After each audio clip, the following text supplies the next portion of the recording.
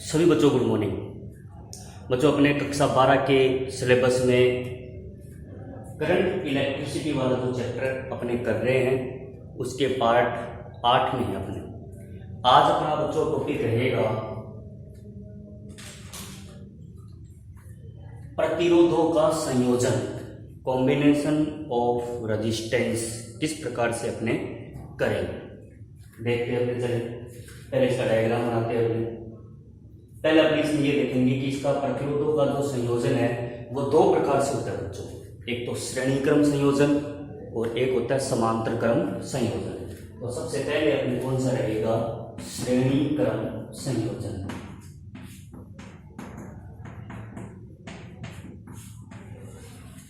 श्रेणी क्रम संयोजन में बच्चों इस प्रकार से होता है, अपने पास में 3 प्रतिरोधक तार है जिनके प्रतिरोध क्रम से R1, R2, R3। ठीक है बच्चों, तथा इन तीनों प्रतिरोधों को V विभवांतर के स्रोत से क्या किया गया है, जोड़ा गया है, V विभवांतर। ठीक है, तो प्रत्येक प्रतिरोध में यानी इस V विभवांतर से जोड़ेंगे तो इसमें धारा कितनी बह रही है, अपने पास में I बह रही है। ठीक है, अलग अलग प्रतिरोध अपने पास में, तो प्रत्येक जैसे A और यहाँ पर B कर दो।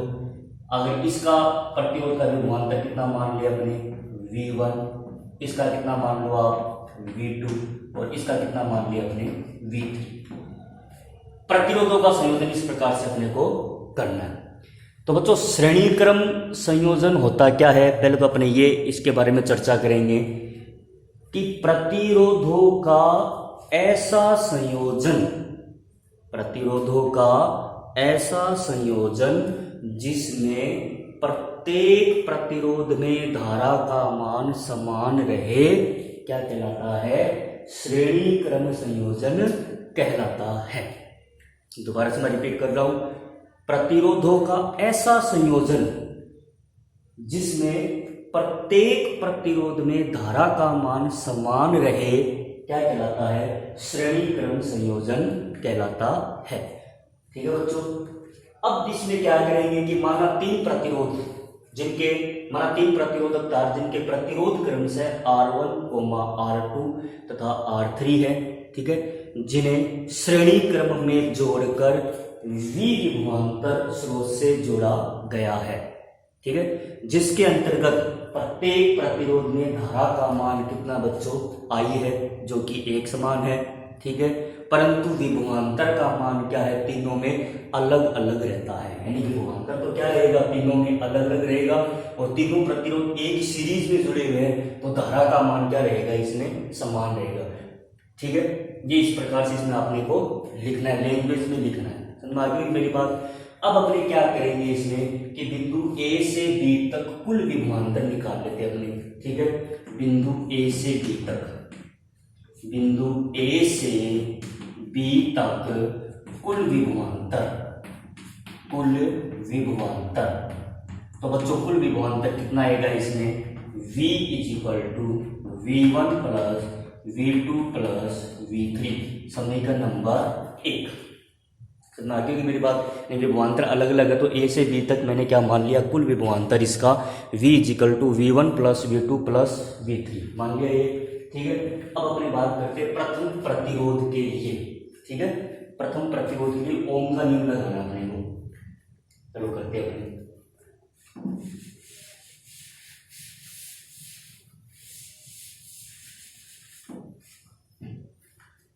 प्रथम प्रतिरोध R1 के लिए क्या होगा बच्चों, V1 इज इक्वल टू, धारा कितनी बह रही है इसमें, I, प्रतिरोध कितना है, IR1। किसके नियम से, ओम के नियम से। किससे आया बच्चों, ये ओम के नियम से आया है। V is equal to IR, तो V1 इज इक्वल टू कितना हो जाएगा अपने पास में, I इंटू R1। इसी प्रकार द्वितीय व तृतीय प्रतिरोध के लिए तो कितना आ जाएगा बताओ, ओम का नियम इसमें क्या होगा, V2 इज इक्वल टू कितना होगा बच्चों, I इंटू में R2 समीकरण नंबर 3 तथा V3 का मान कितना आ जाएगा, I इंटू में R3 समीकरण नंबर 4। समीकरण 2, 3, 4 को समीकरण 1 में रखने पर, समीकरण 2, 3 तथा 4 को समीकरण 1 में रखने पर, रखिए इन तीनों समीकरणों को किस में रखना है, आपको 1 में रखना है। तो 1 में रखेंगे तो क्या आएगा अपने पास में, 1 में रखेंगे तो अपने पास में ये आएगा V equal to I R1 plus I R2 plus I R3। समीकरण नंबर कितनी है दी, ये 5। समझ मेरी बात ये। अब अपने ये मान लिया यदि तीनों प्रतिरोधों का श्रेणीक्रम संयोजन, ठीक है, यानी तीनों प्रतिरोधों का कोई एक तुल्य प्रतिरोध अपने RS मान ले, ठीक है, यदि तीनों प्रतिरोधों का, तीनों तुल्य मान लेते हैं, यानी यदि तीनों प्रतिरोधों का तुल्य प्रतिरोध RS है, तब बताओ क्या होगा। यानी इन R1, R2, R3 के साथ मैंने RS मान लिया और धारा कितनी दे रही है इसमें, I दे रही है, और विभवांतर कितना है, तो ओम का नियम क्या लगाएंगे इसमें, V equal to I into में RS समीकरण नंबर 6। तो समीकरण 5 व 6 से, समीकरण 5 व 6 से, समीकरण 5 व 6 से कितना आएगा अपने पास में, 5 और 6 से I RS is equal to, I common ले लो इसमें, R1 plus R2 plus R3, I से I कैंसिल हो गया, तो अपने पास में कितना देगा बच्चों, RS is equal to R1 plus R2 plus R3। ये प्रतिरोधों का क्या आ गया, श्रेणीक्रम संयोजन आ गया, ठीक है, यानी श्रेणीक्रम संयोजन का तुल्य प्रतिरोध है ये। समीकरण 7 किसको प्रदर्शित कर रही है, श्रेणीक्रम संयोजन का तुल्य प्रतिरोध को प्रदर्शित करती है। समीकरण नंबर कितनी आ जाएगी, 7। RS क्या है, इसका तुल्य प्रतिरोध अपने पास में। समझ में आ गई मेरी बात में, ये इस प्रकार से अपने को ये करना है, हो जाएगा, ये कोई दिक्कत नहीं आनी चाहिए बच्चों इसमें, ठीक है। यदि अपने क्या करेंगे, समान प्रतिरोध के n तार श्रेणीक्रम में जोड़ दिया जाए तो उसका तुल्य प्रतिरोध कितना होगा, यानी क्या है, यदि समान प्रतिरोध के n तार श्रेणीक्रम में जोड़ दिया जाए, श्रेणीक्रम में जोड़ा जाए तब तुल्य प्रतिरोध कितना होगा बताओ, तब तुल्य प्रतिरोध कितना आएगा अपने पास में। यदि इसके समान प्रतिरोध के n तार अगर अपने श्रेणीक्रम में जोड़ देंगे तो तुल्य प्रतिरोध कितना आएगा, देखो R1 की जगह R, R2 की जगह R, R3 की जगह R, टोटल कितना n बार है R, तो बताओ तुल्य प्रतिरोध कितना आएगा, RS is equal to R plus total कितनी बार है, n बार है, तो RS की वैल्यू कितनी आ जाएगी अपने पास में, n इंटू में R। ये समान प्रतिरोध के n तार अगर श्रेणीक्रम में जोड़ देंगे तो उसका तुल्य प्रतिरोध कितना होगा अपने पास में, RS is equal to n into R। ये बच्चों अपना एक श्रेणीक्रम संयोजन कंप्लीट हुआ है। अब बात करते हैं अपने समांतर क्रम संयोजन।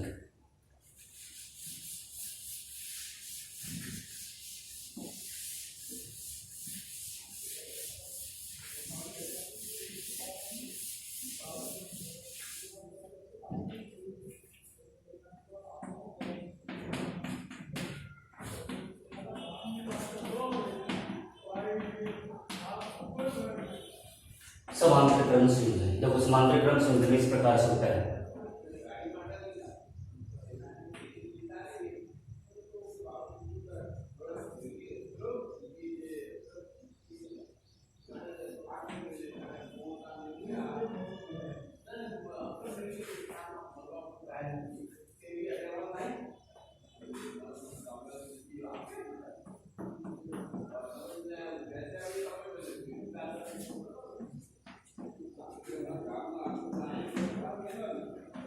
ये देखो R1 R2 R3 धारा अब देखो सीधी नहीं जा रही, अब क्या है, बढ़ रही है एक बिंदु A से और B में, इसमें मान लेंगे I1 धारा फ्लो हो रही है, इसमें I2 और इसमें कितने I3, ठीक है, ये I1 I2 और I3 इस प्रकार से।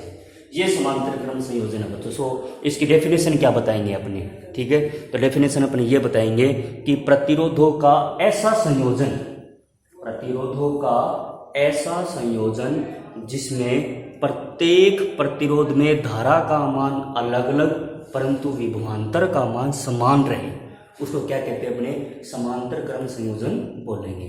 तो अपने दोबारा मैं रिपीट कर रहा हूँ कि प्रतिरोधों का ऐसा संयोजन जिसमें प्रत्येक प्रतिरोध के सिरों पर विभवांतर का मान, प्रत्येक प्रतिरोध के सिरों पर विभवांतर का मान समान रहे, उसको क्या कहते हैं अपने, समांतर क्रम संयोजन बोलेंगे। इसलिए क्या कहलाएगा, प्रतिरोधों का समांतर क्रम संयोजन कहलाता है। कर लेंगे बात, ये क्लियर है, परिभाषा लिख लेंगे।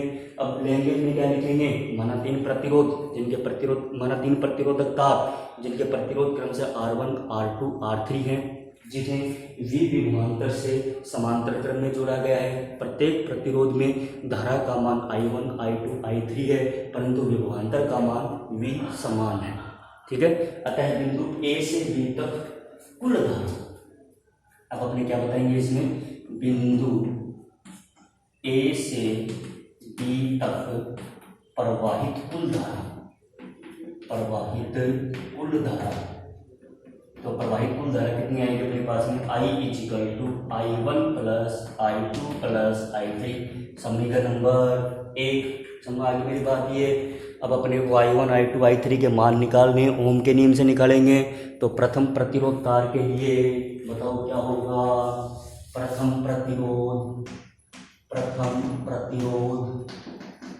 R1 के लिए, तो प्रथम प्रतिरोध R1 के लिए क्या होगा बच्चों, प्रतिरोध R1 है, विभवांतर V है, धारा I1 है, तो बताओ ओम का नियम क्या कहता है, V = I1 R1, ठीक है। यानी यहाँ से अपने क्या निकालेंगे, V = I1 R1, तो I1 की वैल्यू कितनी आ जाएगी, V/R1, समीकरण नंबर 2। इसी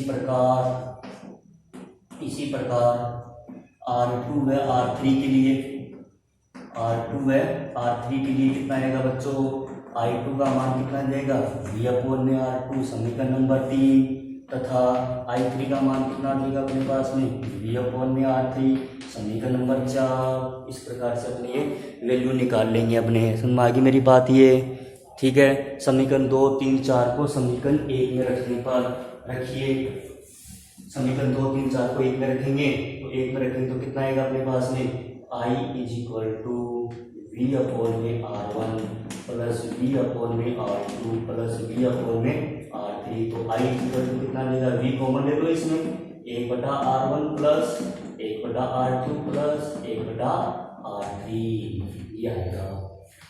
ये अपने पास में आ गई समीकरण नंबर 5। समझ में आ गई मेरी बात ये याद है।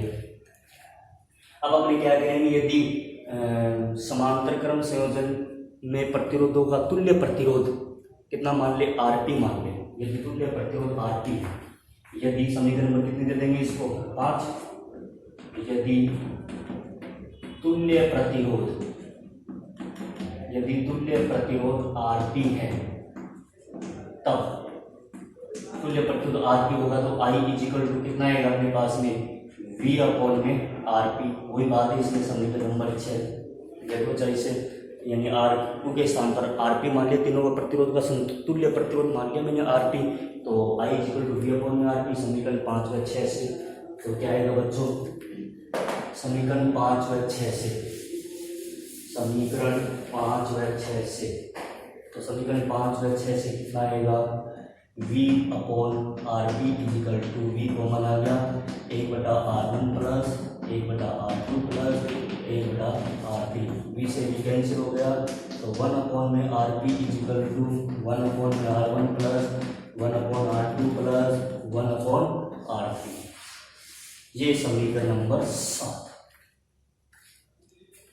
ये बच्चों है समांतर क्रम संयोजन का तुल्य प्रतिरोध है। समांतर क्रम संयोजन का क्या है बच्चों, ये तुल्य प्रतिरोध आ जाएगा, ठीक है। अब इसमें भी नियम क्या है, यदि समान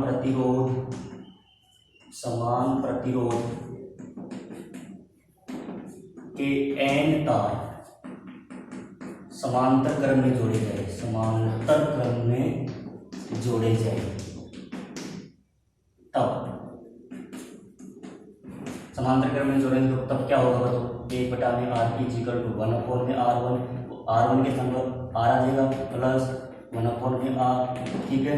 n बार है तो कितना देगा 1/में RP = n/में R, तो इंप्लाइज RP की वैल्यू कितनी आ जाएगी अपने पास में R/n, ये आ जाएगी। ये उसमें श्रेणी क्रम में तो कितना होता है बच्चों NR, और समांतर क्रम में कितना हो जाएगा बच्चों R/n हो जाएगा। ये बच्चों अपना कॉम्बिनेशन ऑफ रेजिस्टेंस का था, श्रेणी क्रम कर लिया आपने, समांतर क्रम कर लिया। ये दोनों टॉपिक आज अपने कंप्लीट कर लिए हैं। इससे संबंधित कुछ न्यूमेरिकल्स प्रॉब्लम भी होती है, वो अपने कल डिस्कस करेंगे न्यूमेरिकल के बारे में, इससे संबंधित न्यूमेरिकल आते हैं। तो मैं दोबारा आपसे ये कहना रहेगा कि वीडियो को पूरा देखना है, स्किप बिल्कुल भी नहीं करना है। पूरा देखोगे तभी आपको आगे जाकर ये पूरा समझ में आएगा। धन्यवाद।